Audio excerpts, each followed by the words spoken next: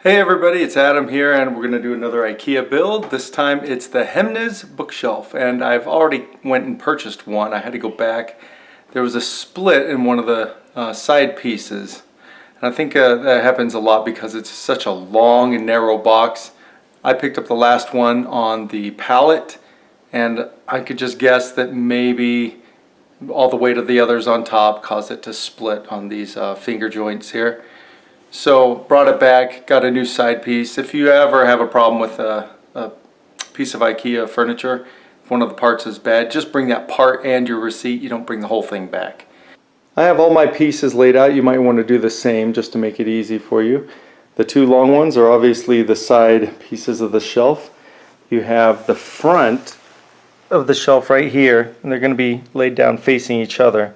And they're the thicker square parts. The thinner part with the groove is the back.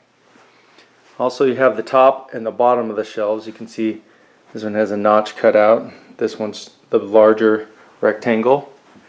Then you're going to have 4 shelves. That's just a plain rectangle. There's no holes, nothing in there. Then you're going to have this shelf with a little bit of hardware in it and notches. Side rails, and then those attach to the feet. Next, I have here laid out all the hardware that we're going to use, and also this is a handy tool that IKEA sells for $10. So I wasn't going to get one until I saw the price, and I thought I'll try it out, see how good it is. And I've used this for several things already, and I find it quite a deal for $10. So if you're in there, you might want to pick one of these up. The first piece of hardware you're going to need is these right here. You're going to take all 8 of them. So you're going to place 4 of these at the bottom of the shelves. The third hole up, you can give it a little bit of a turn to put it in. The second hole up, which is the smaller hole, and again right here, this is the front of the shelves. They should be facing each other. And then way over here, the third hole up.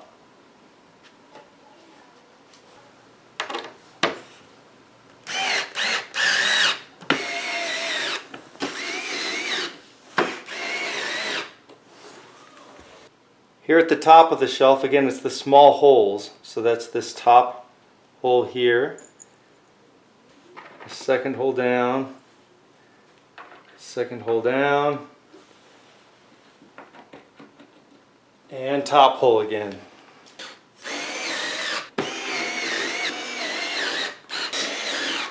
The next piece of hardware you need is all 4 of these. The next screws are going to go here. You can see there's another one, same horizontal here, and all the way across. There's 4 holes, and they're just above this piece that goes across the middle of the shelf. So find this, there's the bottom, come up, you're going to see these holes. And it's not these ones that are all together, it's just the holes that are sitting by themselves.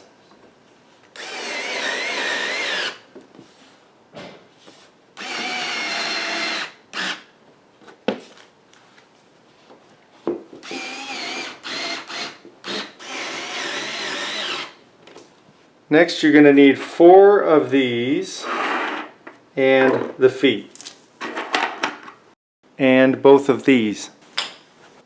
You can start with putting all 4 feet in. I'm going to leave mine just above the wood, kind of like that on all of them, and then I can adjust them later if I need to.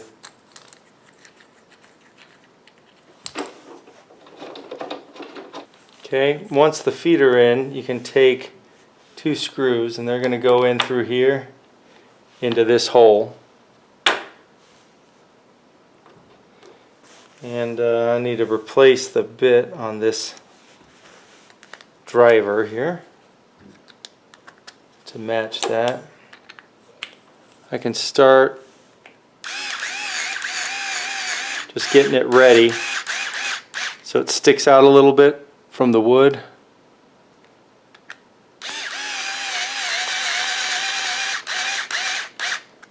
See that? That way I can line it up real easy.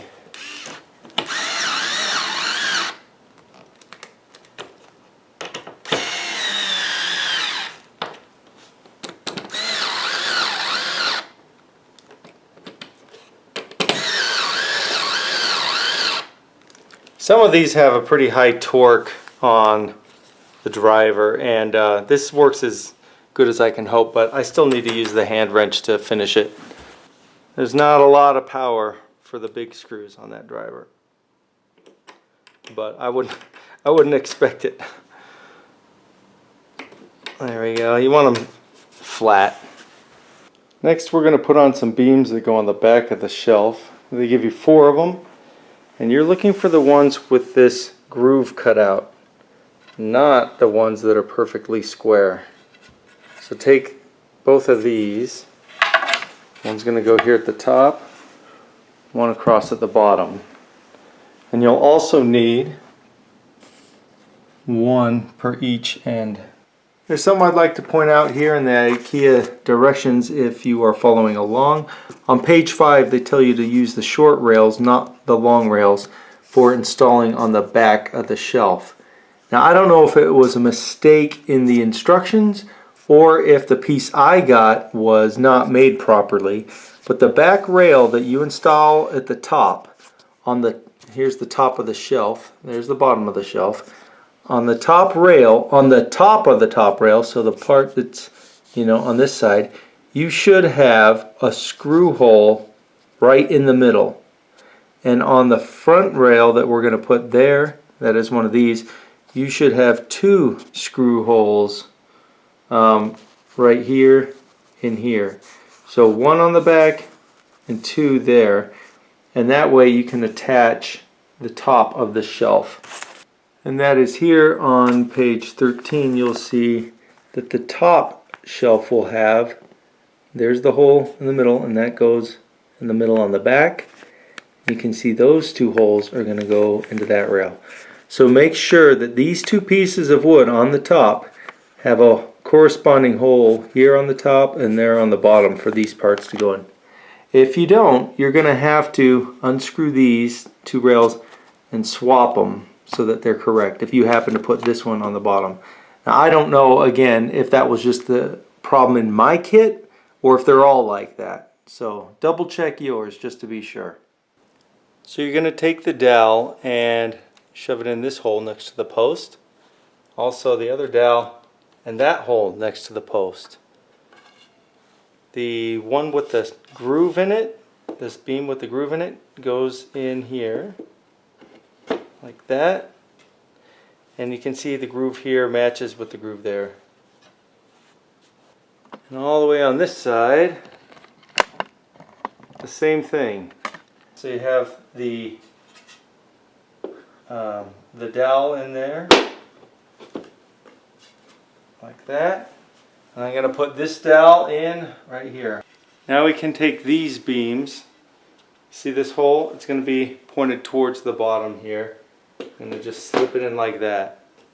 Now at the bottom of the shelf, you can see these holes are pointed towards the back here and also up. So the holes on this beam are close to the holes on that beam. You don't want to turn it around and have this hole at the bottom. Well, it's not going to work anyway because you're going to not be able to secure to this post. So when you shove it in, the next phase we're going to put in the nuts in here and tighten them. Next you're going to need 4 of these, and you can see there's the side that you use your screwdriver with, and on the back there's a notch taken out. Now that notch is going to slip over the end of the post inside there when I put it in.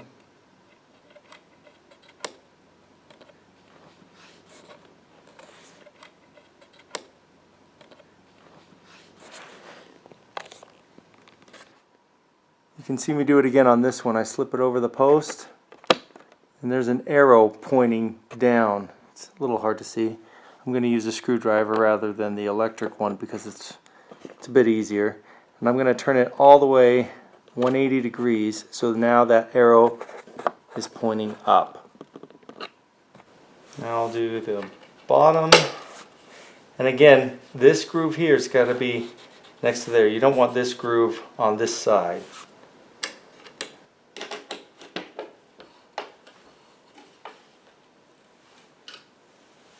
Okay, now we're going to take 4 more dowels, and again this is the back of the shelf, We're going to put these on the inside holes, so they're going to be closer to each other here, like that. And these ones on the front of the shelf are going to be on the outside holes.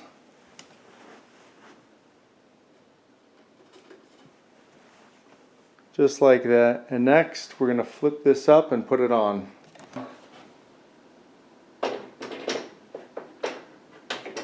Lining up all the dowels and the posts.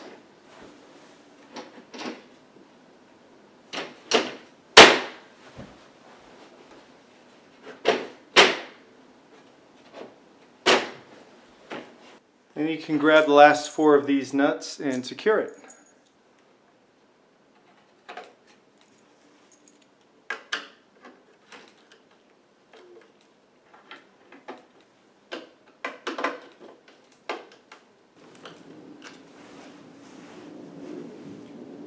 If these are really hard to put in and you can't turn it all the way around so that the arrow's facing the other way, it might be because that post is screwed in too far.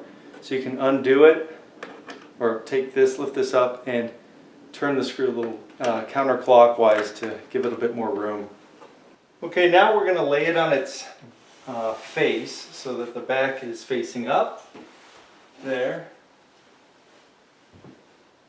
And you're going to grab this shelf here with the hardware in it.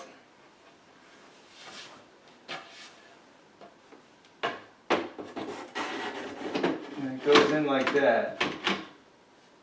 This shelf stops the sides of the shelf from pushing out once it's loaded, so you have to turn these screws here. Give it a half turn, just like the other ones, so that it locks into place. That way the middle of the shelf won't push out.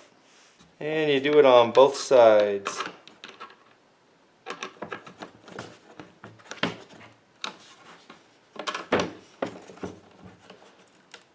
Okay, they recommend on this face putting some books underneath it, because we're going to attach the top, and that's this big rectangle piece with the holes all the way through, and you can see the barcode as well. I'm going to have the barcode facing up, and I also noticed that this is a bit glossier finish on the top. And right here in the middle on both sides, we're going to put 2 wooden dowels. So one right here in the middle. It's the only holes that it'll fit. So right here. And that's going to help hold this in.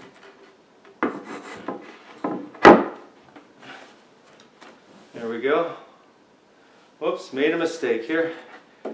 This finished side, since I'm looking at the back right now, let me pop that out.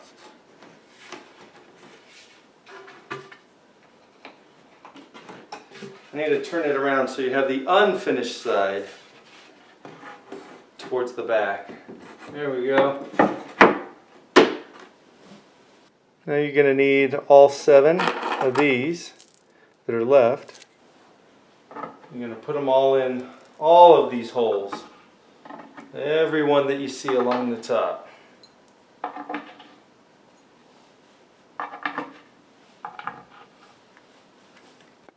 Here's a problem you might run into, like I did, when you try to put in this screw onto the back of the shelf. See, there's no hole for it, and the instructions do not call it out.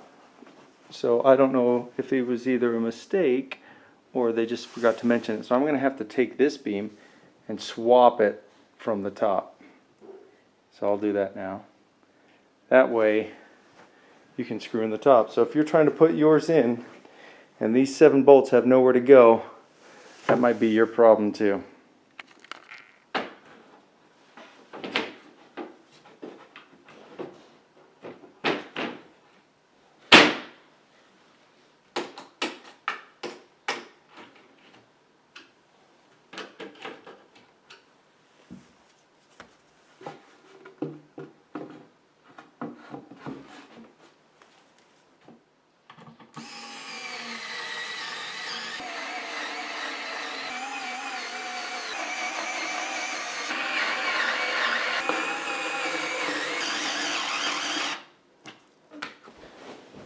and put on the back panel of the shelf. To pin down the back paneling, you're going to need these brackets and these screws here. Okay, the back panels are not identical. There's a long one and a short one. The long one goes here on the bottom, and the short one goes up at the top.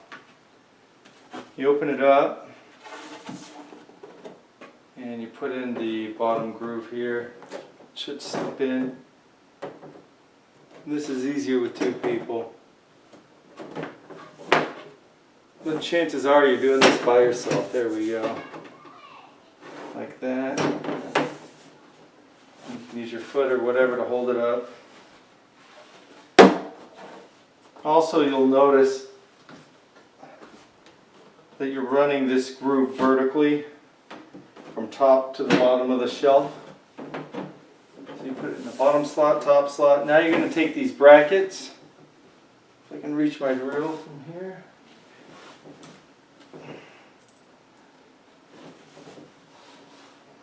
You're going to put one right in the middle.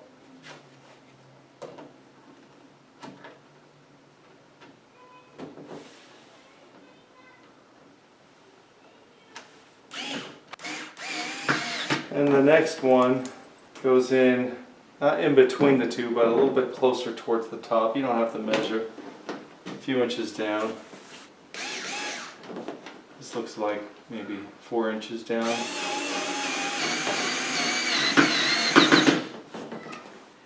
And you can see I'm putting in these brackets this way, not this way.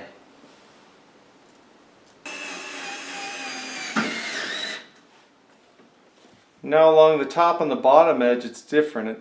Instead of going this way, you do turn it like that. And they give you these holes to show exactly where to put them.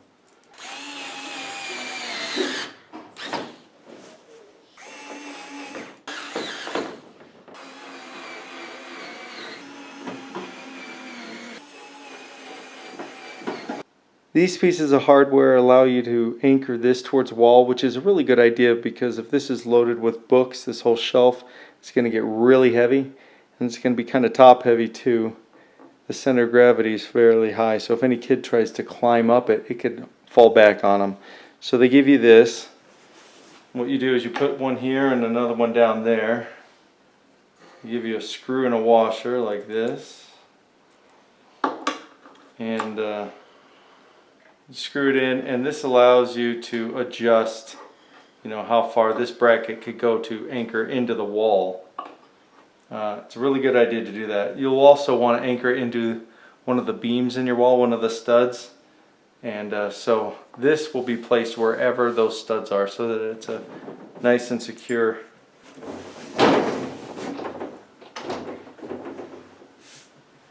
And now is when they suggest that you use the leg levelers.